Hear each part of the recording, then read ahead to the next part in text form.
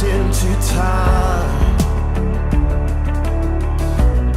and you laid down your life to save us, and you took all our shame. On the cross he was laid, and now you're taking us higher, 'cause we go from glory to glory to glory. We'll never be the same, we'll never be the same. We go from glory to glory to glory. We're forever changed, forever changed. And you call me a friend, and brought into your endless kingdom. And by the blood I was made, no longer a slave. And now you're taking us higher. We go from glory to glory to glory. We'll never be the same, we'll never be the same. 'Cause we go from glory to glory to glory. We're forever changed, forever changed. And until we reach that day, love conquers everything. We'll cry in anthem singing, holy, holy. And when we see that day, we're standing face to face. We'll shout in anthem singing, holy, until we reach that day. Love conquers everything. We'll cry in anthem singing, holy, holy. And when we see that day, we're standing face to face. We'll shout in anthem singing, holy, holy, yeah.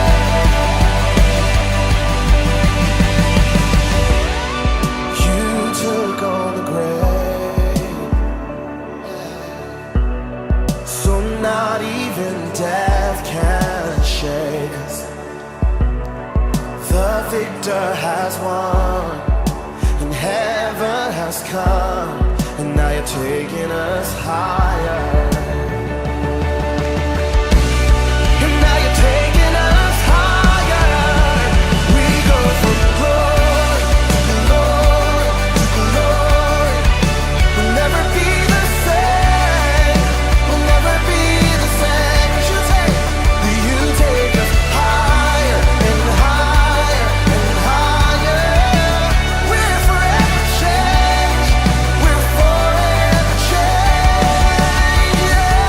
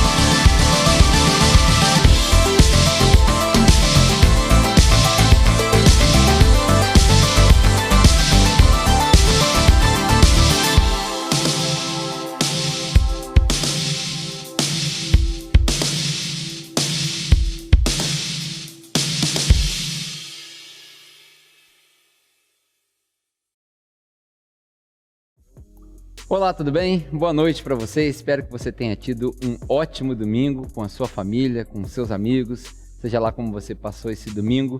Espero que você esteja bem.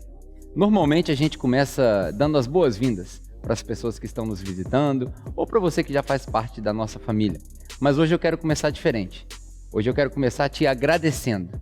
Obrigado por você me permitir entrar na sua casa e cultuar com a sua família. Obrigado por você nos permitir, eu, o grupo de louvor, todo mundo que participa aqui, a cultuar contigo. E por falar em culto, nós criamos algumas coisas para te ajudar na sua caminhada, caso você queira se aprofundar um pouco mais. Aqui do lado, você deve ter reparado, tem uma caixa de mensagens, a gente chama de chat. Já tem muita gente conversando ali, o que é um negócio legal da era digital. Enquanto está rolando culto, a gente vai conversando. Se isso é bom ou ruim, eu não sei. Mas eu sei que eu comento, você comenta e todo mundo fica ali conversando entre si. E eu gostaria de te encorajar a dar uma olhadinha aqui nessa caixa. Algumas pessoas foram incumbidas com a missão de te enviar um link bem simples. Você vai clicar nele e aí, se você quiser, obviamente, você vai compartilhar com a gente o seu nome e o seu telefone. Sendo feito isso, eu vou receber essa mensagem e aí eu quero te ajudar a encontrar um grupo de conexão onde você possa fazer mais amizades, onde você possa se aprofundar no conteúdo que a gente compartilha aqui, enfim, onde você possa ser igreja. Caso você esteja assistindo no celular e talvez seja muito difícil de clicar e sair da tela, você pode me mandar uma mensagem direto no meu WhatsApp. É só você só você enviar uma mensagem para esse número que está na tela, é o meu número, e assim que eu receber, eu vou te ajudar a encontrar um grupo de conexão. No mais, por hora eu não tenho mais avisos. A gente vai ter um pequeno momento de oração para que você ore com a sua família. Isso mesmo, junta aí seus filhos, o pessoal que está contigo na sua casa. Se você estiver assistindo esse culto com outras pessoas aí na ligação, no WhatsApp, junta com eles, faça uma oração breve e logo depois disso a gente vai ter um período de louvor e depois a gente volta com a palavra. Até mais.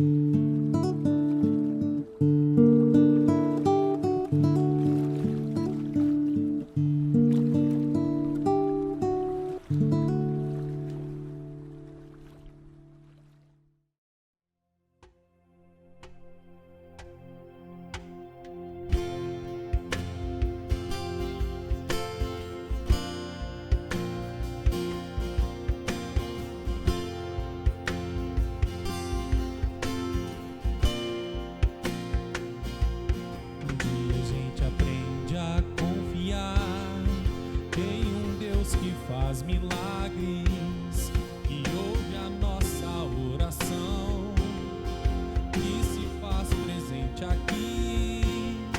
Um dia a gente aprende a dar um passo só de cada vez, mas sem duvidar,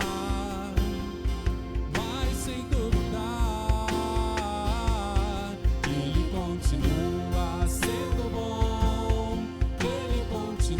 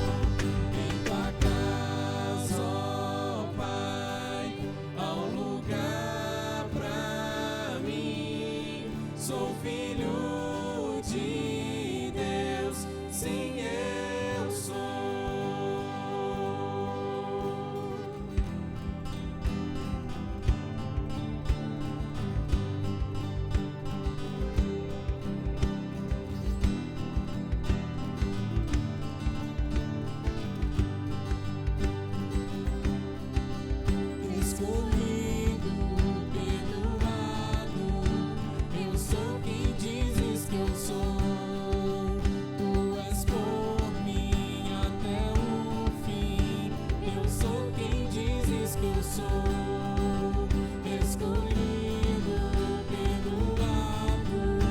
Eu sou quem dizes que eu sou. Tu és por mim até o fim. Eu sou quem dizes que eu sou. Escolhido, perdoado. Eu sou quem dizes que eu sou.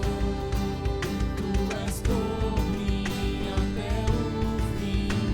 Eu sou quem dizes que eu sou. Escolhido, perdoado. Eu sou quem dizes que eu sou. Tu és por mim até o fim. Eu sou quem dizes que eu sou.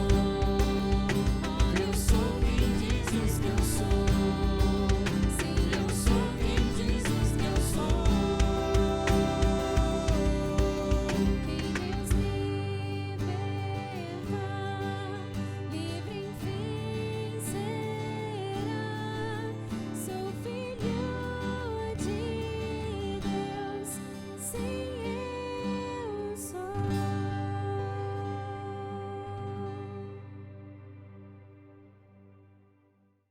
Muito bom poder louvar contigo, é muito bom poder estar dentro da sua casa, mas agora eu tenho uma surpresa para você. Ela pediu para eu não apresentar ela. Eu tinha falado na semana passada que hoje nós teríamos um dos meus pregadores favoritos. Na verdade eu falei isso porque eu não queria dar spoiler, porque é uma mulher que vem, então eu deveria ter dito uma das minhas pregadoras favoritas. Ela é o nosso filtro teológico. Tudo que a gente vai fazer aqui passa pelo filtro dela. Ela falou para eu não fazer isso porque ela ia ficar morrendo de vergonha, mas eu não ia perder a oportunidade de fazer isso. Então, hoje você vai ouvir uma palavra fantástica. Eu já tive a oportunidade de dar uma olhadinha ali na palavra, uma palavra que vai te edificar, uma palavra que vai te trazer esperança e que certamente você vai aprender muito com ela. Quem prega para vocês hoje é a Regilaine, a nossa mestra, nossa teóloga, nossa professora. Então fique aí com a Regilaine e já já eu volto para nós encerrarmos nosso culto. Valeu! Oi, gente, tudo bom com vocês? Nossa, que saudade de estar aqui. Sei que aqui o ambiente ainda está meio vazio, só está a equipe do som. Mas só de estar aqui, parece que eu estou um pouco perto de vocês. E isso é muito bom. Eu confesso que eu fiquei com um pouco de medo na hora que o Pedro falou que eu estaria aqui hoje. Porque isso para mim também, acredito que como para todos vocês, é uma grande novidade, né? Falar para uma câmera, mas ao mesmo tempo tendo a noção que você está aí do outro lado. Então, para mim é uma grande novidade, dá aquele frio na barriga, mas a sensação de estar aqui é muito boa, é muito legal. Como o Pedro falou na abertura, eu falei para ele não falar aquelas coisas todas, porque hoje, na verdade, o que eu queria ter era uma conversa. É um papo, porque às vezes a gente fica tão preso no que vai pregar, no que vai falar, e esquece que nesse tempo todo a gente precisa apenas sentar, conversar, e saber como que está indo as coisas. Como que você está? Como que eu estou? Como que nós estamos vendo os acontecimentos e tudo que está em volta? E essa foi uma das coisas que me trouxe a falar sobre o que vou falar hoje. E eu não queria estar em algo artificial, ou falar mais do mesmo. Eu acredito que tudo que precisava ser falado para a gente começar a entender o momento já foi dito. Mas o que falar ao atravessar o momento? O que falar sobre como começou o que nós estamos vivendo, a ponto da gente viver isso novo, que é o culto online. Então, quando eu comecei a formatar isso, eu queria falar um pouco de como está sendo esse tempo para mim. E antes de começar a entrar, só porque eu sei que vai ter gente aí do outro lado que vai estar me vendo e vai estar assim, Pedro é maluco de ter levado a Rê para lá. Mas vocês fiquem calmos, meu álcool em gel está aqui, vim de máscara, tem pouquíssimas pessoas aqui, estou bem protegida, ok? Não precise afligir o coração com isso e deixar isso resgatar o papo que a gente quer ter. Então, quando eu comecei a tentar rascunhar, escrever o que nós íamos conversar hoje, eu lembrei de um acontecimento que foi em 2004. E eu queria trazer a memória sobre esse acontecimento de 2004. Em 2004, nós acordamos surpreendidos com o grande tsunami na Ásia. Aquele acontecimento que ceifou aproximadamente 230 mil pessoas. E o mundo girou em torno daquilo, daquela grande catástrofe, daquele grande acontecimento, daquilo tudo sendo destruído, imagens fortes passando o tempo todo na TV. E o que me chamou a atenção é que, durante esse momento, depois, obviamente, houve-se um relato de um casal de médicos brasileiros que estavam lá, porém, durante o acontecimento, eles estavam aproximadamente a 23 metros de profundidade. Eles estavam mergulhando. E simplesmente não viram, não sentiram nada. Eles estavam em plena paz e calma no oceano. Por que eu quis começar falando sobre esse acontecimento?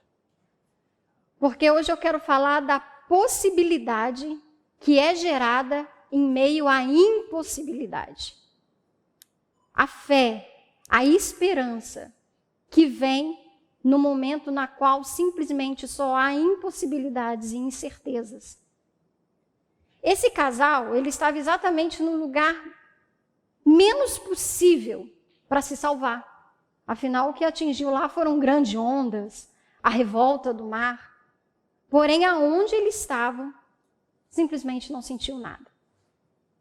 É óbvio, é claro que quando eles subiram, chegaram à superfície, eles viram todo aquele cenário. Com toda certeza foram atingidos também em relação a bens.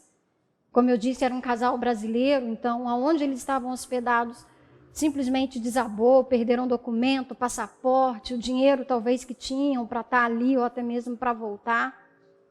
Eles não foram poupados de terem perdas materiais. Mas na hora, no pico daquela grande catástrofe, eles estavam no lugar mais improvável deles serem salvos. Pois bem,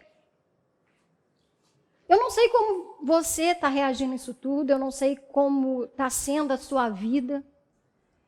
Eu sei que para mim está sendo o seguinte. Um belo dia, eu estava aqui num domingo, acabou o culto. Eu saí daqui, dei boa noite para alguns amigos, irmãos. Para alguns eu falei até domingo que vem. Para outros eu disse até amanhã. Fui para casa, comecei a ajeitar, a preparar as coisas para o dia que ia vir, para segunda-feira, a tão temida segunda-feira, que hoje é motivo de falar todo dia é uma segunda-feira.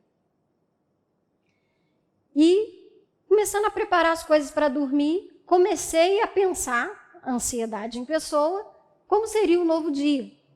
Acordar cedo, colocar o César para a escola, fazer os afazeres de casa, fazer almoço, preparar coisas para o médico, preparar a semana, já cronometrar como ia ser tudo.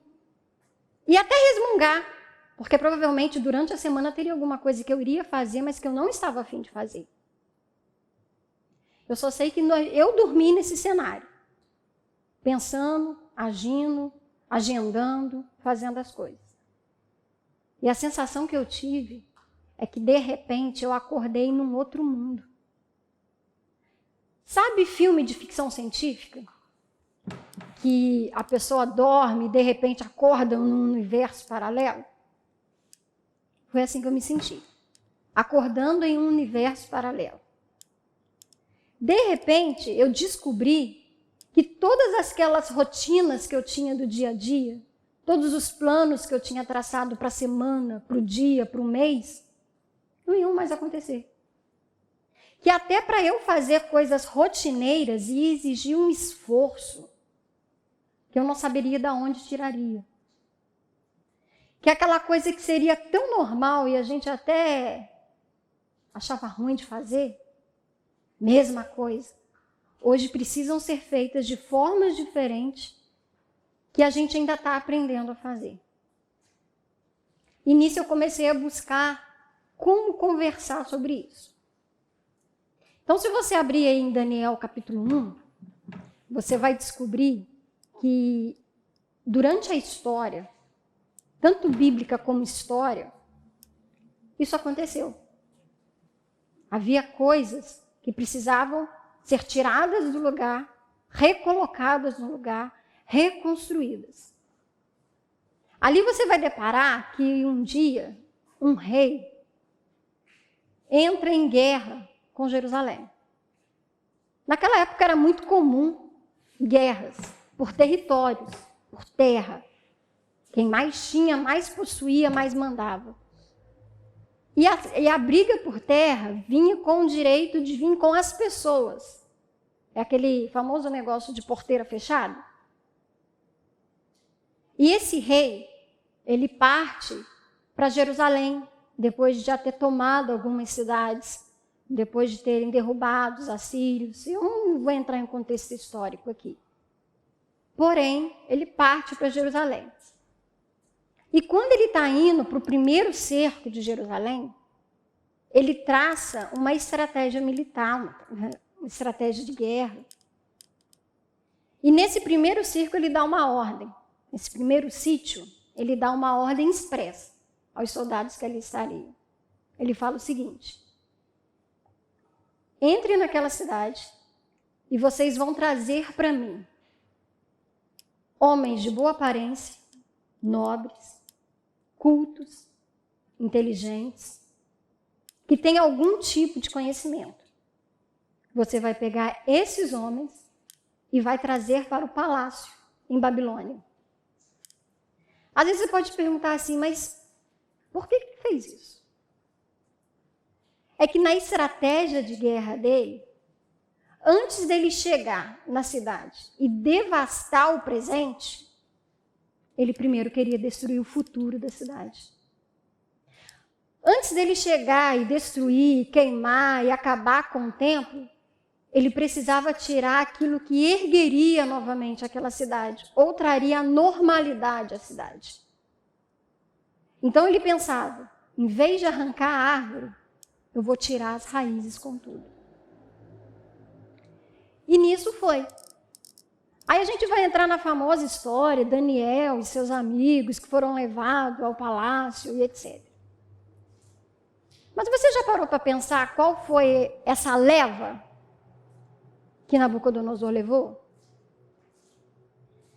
Naquele meio, fala muito de Daniel e seus amigos. Porém, ali estavam indo junto futuros reis, futuros sacerdotes, futuros profetas, futuros mestres, pessoas que seriam um exemplo. Que ainda que o exército entrasse e derrubasse a cidade, teria como reerguê-lo ou voltar à normalidade. E esse povo vai para o palácio. E dentro do palácio, eu costumo dizer que eles estavam no olho do furacão.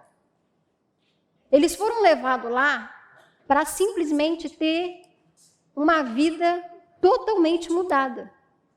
Eles foram para aprender a língua e a literatura da Babilônia. Ou seja, eles foram para aprender e ter a identidade e a cultura babilônica. Aqueles que seriam o futuro. A guerra era iminente. Nabucodonosor estava à porta. Jerusalém seria destruída.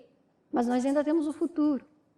Ele leva para o palácio para eles assimilarem aquela cultura. Para simplesmente eles mostrarem ao povo que ainda ficou em Jerusalém o seguinte: esqueçam o seu Deus, esqueçam a forma antiga que você vivia, esqueçam no que vocês criam e esqueçam o porquê vocês faziam isso tudo. Você consegue imaginar como que estava a cabeça desses meninos levados para lá? Será que ao ler Daniel a gente consegue imaginar como que estava a pressão sobre aquilo? Porque eles, de alguma forma, e do jeito que é descrito, eram aqueles que dariam continuidade a um trabalho. Mesmo que tudo saísse da normalidade, eles dariam como reerguer novamente. E agora não teria mais. Daniel estava no olho do furacão. Daniel não podia deixar se levar pelas circunstâncias ali. Aí vem a minha pergunta. Mas como gerar possibilidade num cenário totalmente incerto e cheio de impossibilidades? Você está conseguindo gerar hoje? Se pararem para perguntar para você hoje, como que você está dando respostas às perguntas indagadas no mundo inteiro? Como que você está gerando possibilidade se você não vê qualquer possibilidade para você no futuro? Talvez fosse a mesma pergunta feita a Daniel e aqueles meninos. Daniel saiu da sua rotina. Todos os outros. Daniel dormiu na sua cama. Daniel dormiu na sua cidade. E acorda num mundo totalmente diferente. Aí você pode falar, mas ele não sabia que Nabucodonosor estava lá fora? Sabia. Provavelmente toda a cidade sabia que Nabucodonosor estava chegando, que o cerco seria feito. Isso já estava sendo anunciado. Mas não que entrariam para roubar um futuro. Daniel e seus amigos, muitas das vezes, tinham a vida como eu e você. Ele podia ir e vir, ele entrava no templo, ele podia fazer sacrifícios, ele podia salmodiar, ele podia trocar uma ideia com um dos amigos. De repente ele não pode mais. De repente isso foi tirado dele. E o impacto para ele foi muito mais profundo do que nós estamos vivendo hoje. Porque eles viviam sobre a lei. Então a única forma que eles acreditavam que tinha de se aproximar de Deus era cumprindo sacrifício. Era indo ao templo. Era com os levitas. Isso foi tirado dele. E ele se vê num universo paralelo. Ele se vê em algo que nunca imaginou passar. Eu não sei se você sabe, mas essa guerra durou muitos anos. Bastante tempo. Não existe consenso entre os pesquisadores e teólogos sobre realmente quanto tempo durou essa guerra. Alguns dizem 10 anos, outros vão para 20 anos. Alguns dizem que quando Ezequiel vai na segunda leva, já havia 20 anos que Daniel estava no palácio. Outros não. Mas, sem precisar a data, o que eu quero trazer para você é o seguinte. Durante todos esses anos de guerra, se formou 3 tipos de cativos. Havia o da primeira leva, que é esse de Daniel, que dorme em sua cama e acorda num universo paralelo. Depois veio os de Ezequiel, aqueles que foram levados com Ezequiel junto ao rio Quebar, e ali montaram colônias e passaram a ser escravos de Babilônia. E é interessante que ali eles tentam trazer a realidade de volta. Eles tentam viver tudo que eles viviam em Jerusalém, mas com limitações. Eles não tinham mais o templo, mas eles podiam salmodiar. Eles não tinham mais a figura do sacerdote, mas eles podiam trazer à memória algumas coisas. Mas continuavam escravos de Nabucodonosor. E a terceira leva é aquela que ficou lá em Jerusalém com Jeremias. Quando Nabucodonosor, no final da batalha, entra e destrói Jerusalém, destrói o templo, os que os teólogos chamam de remanescentes, permaneceram em Jerusalém com Jeremias. E se for abrir um gancho aí, um grande parênteses, esse era o grupo que mais tinha possibilidade de se reerguer. Porque apesar do caos, da destruição, eles estavam na terra deles, eles estavam nos escombros deles, eles poderiam começar a reerguer o templo, eles não tinham uma pessoa de fora para mandar, então eles poderiam voltar com o sacrifício. Jeremias era profeta, estava ali. Mas o interessante é que esse grupo, que teria tudo para erguer, desce ao Egito e se torna cativo do Egito. 3 grupos. Daniel no olho do furacão, Ezequiel tentando voltar à normalidade na beira do rio Quebar, e Jeremias, que poderia ter ficado em Jerusalém. E o que mais me chama a atenção nisso tudo é que desses 3 grupos, foi Daniel. Foi o futuro que talvez Nabucodonosor achou que teria retirado de Jerusalém, que gera possibilidades na galera. Entenda bem. Daniel, como um bom judeu, ele deve ter sido criado com todos os seus preceitos judaicos. Daniel sabia que deveria orar 3 vezes ao dia. Daniel entendia os sacrifícios. Daniel entendia a purificação nas lavagens da mão, se encontra isso em Levítico. Daniel entendia o dar graças a Deus ao alimento, porque o Senhor nos deu uma boa colheita, o Senhor protegeu o animal no campo. Porém, Daniel estava num lugar, ou foi colocado num lugar, onde todas essas coisas aconteciam, mas para a glória do rei. Não era mais para a glória do Deus de Israel. Daniel tinha que simplesmente esquecer quem ele era e os seus valores. Não se esqueça que o nome dele foi mudado. O nome dos meninos lá foram mudados. Eles tinham que aderir ou assimilar identidades pagãs, porque era um jeito de mostrar o seguinte: acabou o que vocês viviam. Já era. Nunca mais será como antes. Agora vocês estão em outra realidade e vocês vão dançar conforme a música que eu tocar. Porém, Daniel, ele faz algo surpreendente. Que nem quem estava tentando viver uma realidade na beira do rio Quebar, e nem quem estava em Jerusalém depois do Egito pensou. Ele propôs no coração não se contaminar. E aqui eu quero pedir uma licença para você. Porque eu não quero entrar em questões teológicas para falar que ele não se contaminou porque ele não quis comer da comida do rei, que era sacrificada a ídolos, ou que ele decidiu não pecar. Não quero tratar de pecado. Eu quero fazer uma ênfase nessa frase de Daniel sobre ele decidiu não se contaminar. Daniel propôs no coração que em meio ao olho do furacão podia gerar possibilidades. Se o rei queria que ele participasse da mesa do rei para a glória do rei, ele participava para a glória de Deus. Se o rei achasse que ele teria que lavar a mão porque ele tinha que estar limpo para estar na presença do rei, ele se purificava porque ele sabia que estaria na presença do Deus de Israel. Daniel, ele começou a não olhar as circunstâncias em volta. Daniel não se preocupou porque trocaram o nome dele por um nome de um deus pagão. Ele continuava sendo Daniel. Daniel não se preocupou se as circunstâncias que estavam ali simplesmente queriam tirar tudo que ele havia aprendido. A adoração, o louvor, a gratidão e principalmente o Deus a qual ele dependia. Daniel transforma toda circunstância para a glória de Deus.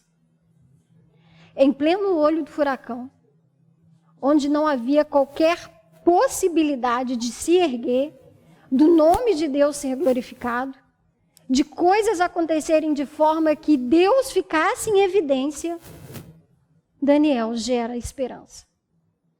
E é uma esperança tal que o que o rei achou que estava fazendo ao trazê-los para o palácio, riscar o nome de Deus, os coloca na melhor situação, na melhor circunstância. Fazer com que toda a Babilônia e todo o império conquistado pela Babilônia evidenciasse o nome de Deus. Ele simplesmente pega o que era impossível e torna possível. Ele dá respostas ao rei que nenhum dos outros magos puderam dar. Ele traz conforto ao rei que nenhum dos outros magos conseguiram dar. O nome do Deus de Daniel é elevado de certa forma que começa a gerar ciúme. Porque não era para viver essa realidade. Eu te tirei da sua área de conforto. Eu te tirei daquilo tudo que você aprendeu a fazer. Eu risquei o teu nome, a tua identidade. Eu tirei qualquer perspectiva. Mas Daniel propôs no coração não se contaminar. Claro que Daniel não conhecia Paulo, evidente. Paulo vem muitos e muitos e muitos anos depois. Mas há uma ligação entre Paulo e Daniel. O mesmo Deus. Quando Paulo fala ao Corinto que ele não seguia por vista, mas ele seguia pelo que ele via, pelo que ele cria, pela fé, era o que Daniel propôs no coração dele. Não deixar ser guiado pelo que os olhos dele conseguiam ver e pelas notícias que chegavam até os ouvidos dele. Ele continuava se guiando pelo Deus de Israel. Dentro disso tudo, Daniel, que era para ter a pior realidade, consegue gerar possibilidades, consegue gerar esperança no cenário caótico, de incerteza, de crueldade. Daniel recebeu a notícia que não havia mais templo dentro do palácio. Que o templo que talvez um dia, quando ele estava sendo levado cativo para a Babilônia, ele poderia pensar, um dia eu retorno, não existia mais. Mesmo assim, ele não deixou de orar em direção ao templo. Todas as possibilidades que Daniel gerou na área da impossibilidade. E no cenário mais incerto, foi aonde ele mais teve experiências e manifestação de Deus. O que eu quero trazer hoje para a gente? Eu quero falar que muitas das vezes a gente pode achar que está num cenário novo, vivendo algo novo, reaprendendo a viver várias coisas, e que isso tem roubado um pouco do que nós aprendemos ser. O que nós aprendemos durante anos e anos fazer. Mas é no cenário de impossibilidade que hoje nós precisamos ser possibilidades. Nós precisamos gerar esperança para um mundo que clama por esperança, que clama por resposta, que busca algo diferente. Cada dia é algo novo, cada dia é um cenário novo. Às vezes eu tenho a impressão que o ano ainda nem começou. Você tem essa impressão? Eu tenho. Eu tenho a impressão que a gente está naquele loop temporário. Todo dia é o dia. Acaba o carnaval para começar o Brasil. Eu tenho essa sensação. Todos os planos e projetos que eu fiz para o ano não vão se cumprir. E a única coisa que eu consigo vislumbrar é incerteza. Vai passar a primeira onda, vai vir a segunda onda. Vai passar a segunda onda, vai vir a terceira onda. É o tsunami, lembra no início? Mas eu não posso deixar gerar incertezas em mim. Ainda que tudo é incerto, o que o mundo busca é certeza, esperança e possibilidade. Dentro disso tudo que eu falei, eu quero te convidar agora para abrir a Bíblia. Em Lamentações, capítulo 3, versículo 21. Daniel, ele colocou em evidência Deus, aonde todos queriam que Deus morresse. É engraçado que quando eu penso nisso, eu lembro de um servo do Senhor da antiguidade, Moody, que falou a seguinte frase uma vez: se Jesus estiver na tua casa, os seus vizinhos saberão. Se Jesus está na tua casa, os seus vizinhos saberão. Daniel não tinha mais o templo, não tinha mais a sua cidade, não tinha mais a sua rotina, não sabia nem se algum dia voltaria a ela, mas ele conseguiu mostrar para todo o império que Deus era com ele. Hoje o mundo clama por resposta. Hoje o mundo clama por esperança. Às vezes, a sensação que eu tenho é que o mundo focou na igreja, querendo saber assim, e aí? E agora? É a volta de Jesus? É o Apocalipse? É o sinal da trombeta? O que vocês têm para me dizer? O que o teu profeta tem para dizer? Deus está no controle? Foi Deus que mandou o Covid-19? É juízo? Porque o mundo quer esperança. O mundo quer resposta. O mundo quer algo palpável. Porque hoje tudo que se tem é incerteza. Em Lamentações 3, 21, Jeremias, que é o profeta que ficou em Jerusalém e que viveu o cenário mais caótico e dramático dessa guerra, que viu companheiros morrer, que viu crianças morrerem, que viu seu povo passar fome, precisava dar respostas também. Precisava gerar esperança. Ainda que ele não tenha, porque quando você lê o livro de Lamentações, é uma lamentação. Jeremias está o tempo todo se lamentando pelo que perdeu. Jeremias se lamenta porque Deus não o socorreu. Mas no capítulo 3, versículo 21, ele fala o seguinte: quero trazer à memória aquilo que pode me dar esperança. As misericórdias do Senhor é a causa de não sermos consumidos, porque elas se renovam todos os dias. O que o mundo espera? O que eu e você esperamos? Esperança. Todos nós queremos isso. Agarrar num fio de esperança, seja lá do que for. Mas esperança por esperança, ela é rasa. Esperança precisa ter base. Precisa ser sólida. E se você reparar nessa frase de Jeremias, que estava lá nesse contexto histórico, você vai ver que ele diz que as misericórdias do Senhor renovam-se todo dia. A esperança que ele precisava trazer à memória é que a misericórdia do Senhor estava ali. Independente da situação, do caos, da guerra, da incerteza, da impossibilidade, havia esperança. As misericórdias do Senhor.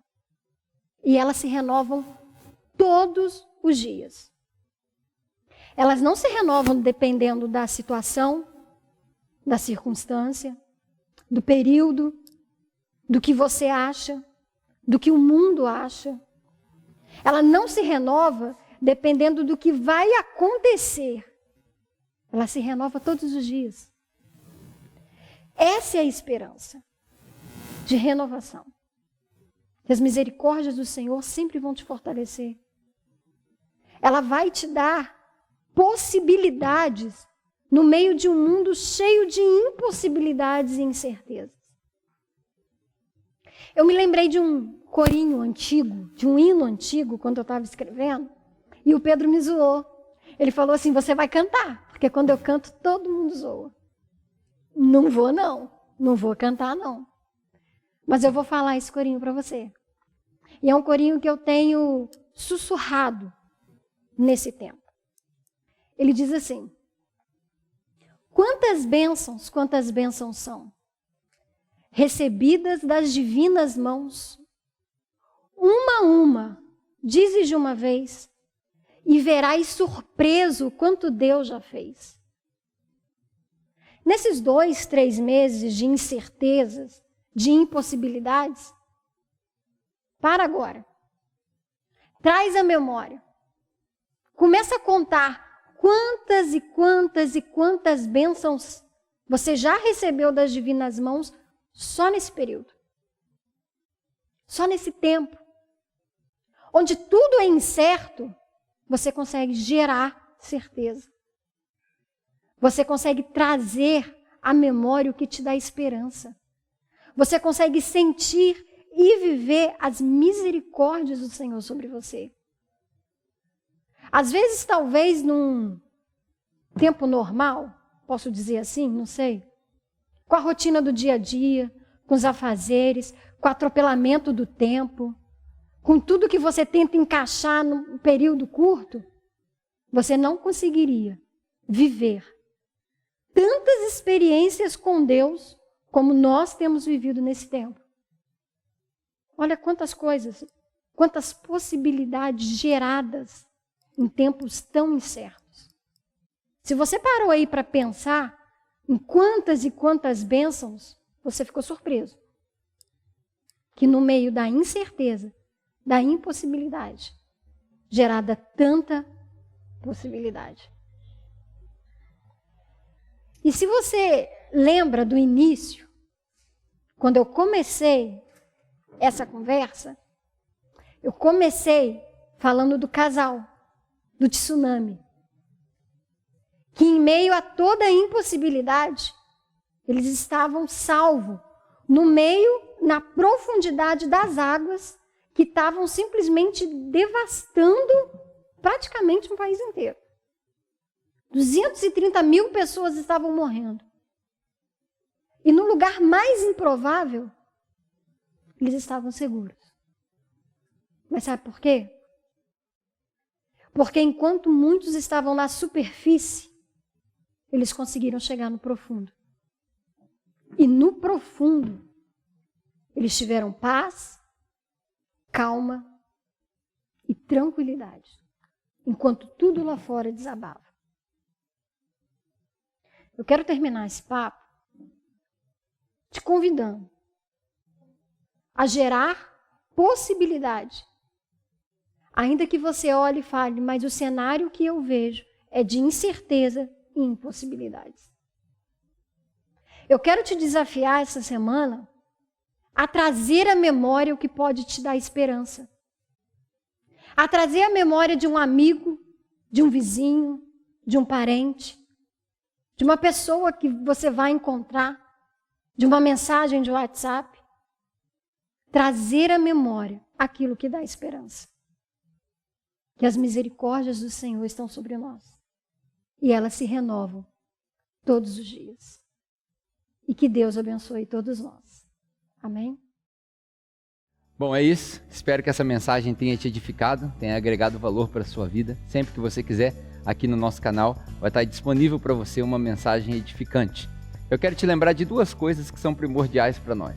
A primeira são os nossos grupos de conexão, que na verdade, para nós, é o que a gente chama de igreja. Eu gostaria muito de te ajudar a participar de um grupo de conexão. A gente normalmente faz as nossas reuniões no Zoom durante esse tempo, onde tudo está digital, mas em breve nós vamos resumir as nossas reuniões presencialmente. Mas por hora, se você quiser participar, baixe o aplicativo Zoom aí no seu celular, no seu computador e me envie uma mensagem. Se você não clicou no link que foi compartilhado lá no chat, você pode me enviar uma mensagem aqui nesse número que está aparecendo na tela e assim que eu receber, eu quero te ajudar a participar de um grupo de conexão, encontrar um grupo onde você possa fazer mais amizade, onde você possa se aprofundar nos ensinamentos e, de fato, ser igreja com outro grupo de pessoas que pensa mais ou menos como você.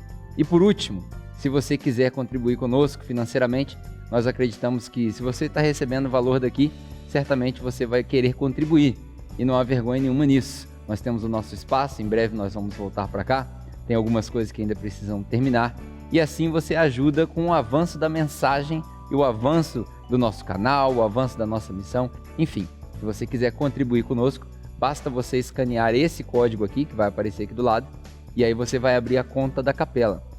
Para facilitar para você, você pode baixar o aplicativo do PicPay, faça o seu registro, registre lá todos os seus dados, e assim que você escanear esse código, vai abrir a conta da capela e você pode contribuir com o valor que você quiser, sem pressão nenhuma, porque Deus ama quem dá com alegria, e aqui nós acreditamos que a generosidade é que lidera o nosso caminho. No mais, espero que você tenha uma ótima semana, uma semana abençoada, que você possa colocar essa palavra em prática e que essa palavra possa te trazer esperança ao longo dessa semana. Deus te abençoe, uma ótima semana para você e sua família e até semana que vem, se Deus quiser.